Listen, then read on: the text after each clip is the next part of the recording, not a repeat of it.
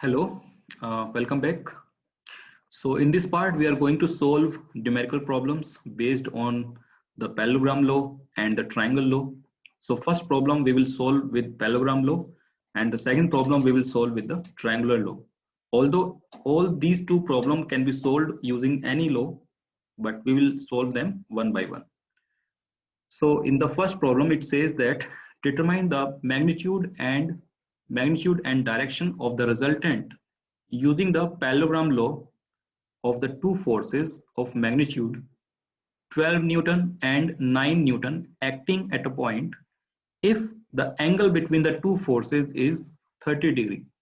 So it says that there are two forces acting on a point and the angle between these two forces is 30 degree, and we have to find out the resultant of these two forces and its direction also. So in the diagram, these two forces are shown like this. So this one is first force and the second force is F2. So first force, we are taking 12 Newton as F1 and F2 as 9 Newton. Okay, you may take F2, you may take it F2 and F1, so it is up to you. So I am taking 12 Newton as F1 and 9 Newton as F2, and the distance, the angle between these two is 30 degree. Now we will find out the resultant using the parallelogram law. So according to parallelogram law, the resultant of these two forces can be calculated as, first we will identify F1 we are taking as 12 Newton, F2 we are taking as 9 Newton, and the angle between these two forces, which we are representing as alpha, it is taken as 30 degree. So 30 degree we are taking because we are calculating as per parallelogram law. So the parallelogram can become like this. So the resultant will be the diagonal of this parallelogram. So this will be the resultant. So what is the angle that we have to find out, and what is the resultant value, that also we need to find out. So using the parallelogram law, the resultant can be written as F1 square plus F2 square plus 2F1 F2 cos alpha, and it is under the root. So putting all the value, F1 as 12 square plus 9 square plus 2 into 12 into 9 into cos 30 degree. So after solving this equation, we find the resultant as 20.3 Newton. So which means the value of this resultant is 20.3 Newton. And if now we want to find out the direction, which is the theta. So theta can be calculated using the second formula, which we have seen in the previous part, which is theta is equal to tan inverse, and in bracket it is F2 sine alpha upon F1 plus F2 cos alpha. So now putting all the values in the formula, we get 9 sine 30 plus 12 plus 9 cos 30. So now solving this, we get the angle of resultant as 12.81 degree. So this theta is 12.81 degree. So that is the solution when we are solving using the parallelogram law. Similarly, if you solve the same problem using the triangular law, so in the triangular law the formula will be changed. So in that case it will be used, to find out the resultant we will use cosine rule, and to find out the angle we will use sine rule. So you can try solving the same problem using the triangular law, and you will find the same resultant and same angle. Now we will take another example, and this time we will find out the resultant of force using the cosine and sine rule, which means we will be calculating resultant and direction using the cosine and sine rule. So it says the screw eye in figure is subjected to two forces F1 and F2 Determine the magnitude and direction of the resultant force using cosine and sine rule. So for that, we will see the diagram. So this is the diagram. It says, so this hook, it is known as screw eye. It looks like an eye. So this hook is subjected to two type of force. One is F1, which is of 100 Newton, and the second force is of 150 Newton. And also it is showing the value of angle. So force F1, it is 15 degree from the horizontal. So this is x-axis and this is the y-axis. And force F2 is 10 degree from the y-axis. So the angle between these two forces will be 65.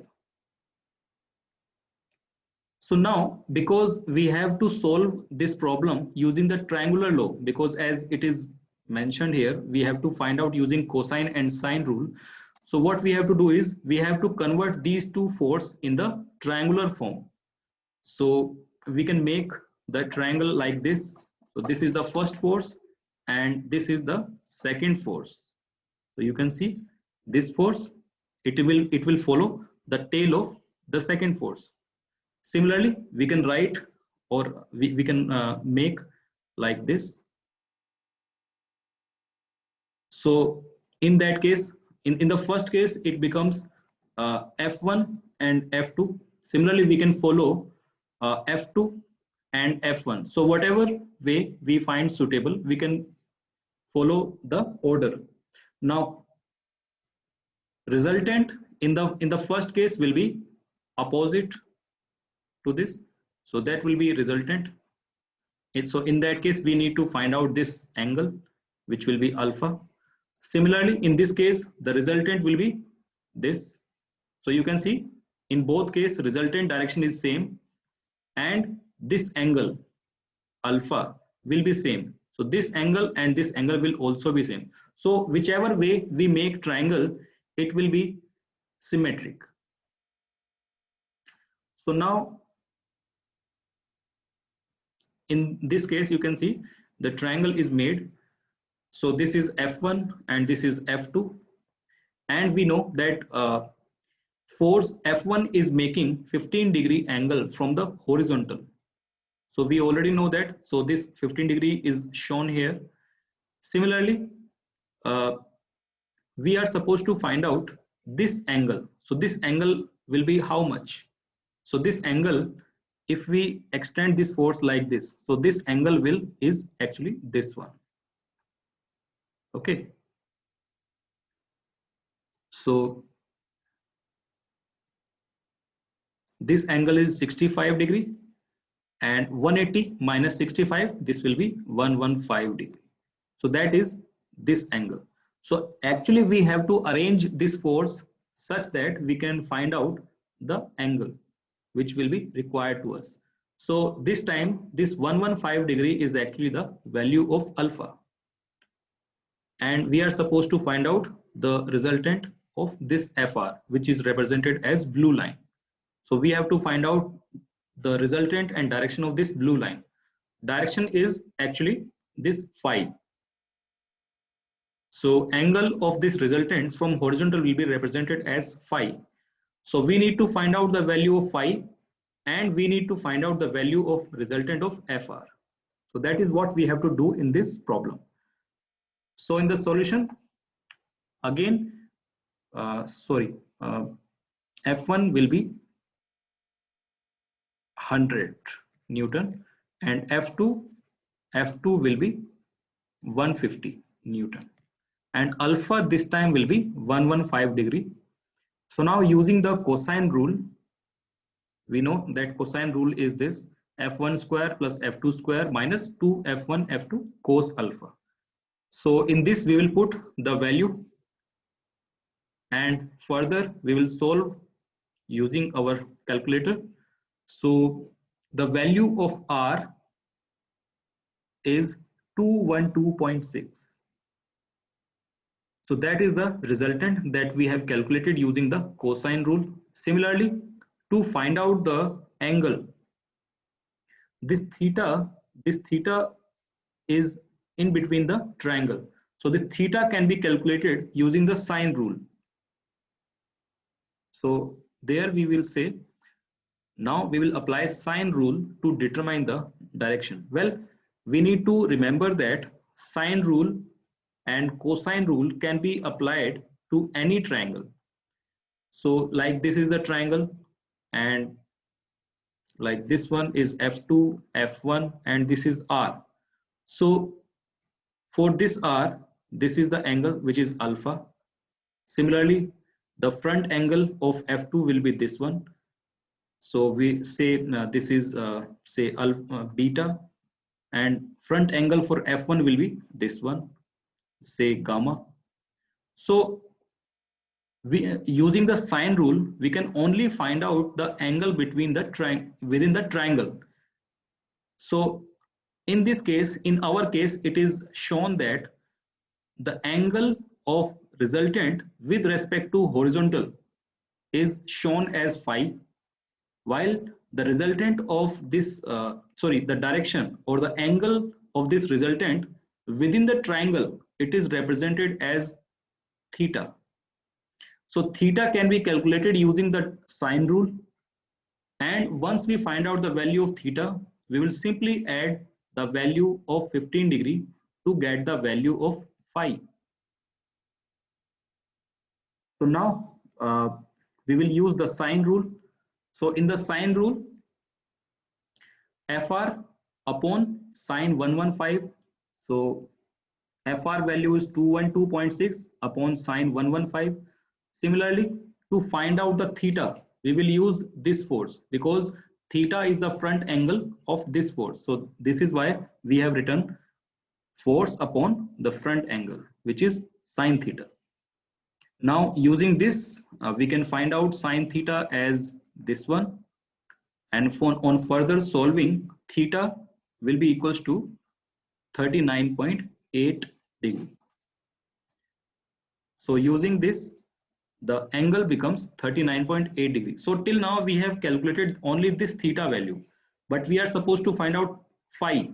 So the phi is the actual angle between the resultant and horizontal line, which is the x-axis.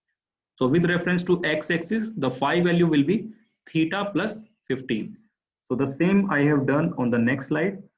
So you can see here, the phi value will be 39.8 plus 15. So that becomes the resultant of this force, 54.8. So the resultant becomes 54.8. Similarly, the same question you can solve using the parallelogram law. So in the parallelogram law, it will become like this.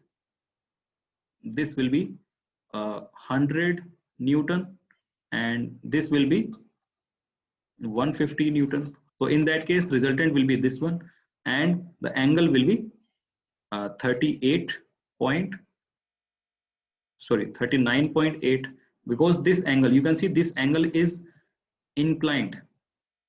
It is making 15 degree angle from the horizontal. So if we want to find out direction of the resultant with reference to one of the force, in that case, direction will be 38.8. If we want to find out direction with reference to horizontal, in that case, we have to add 15 degree. Okay, so I hope now you understand how do we find out this resultant and how do we add or subtract the angle. So these two solutions are based on parallelogram law and the triangular law. So we will discuss more about it in the next part. Thank you.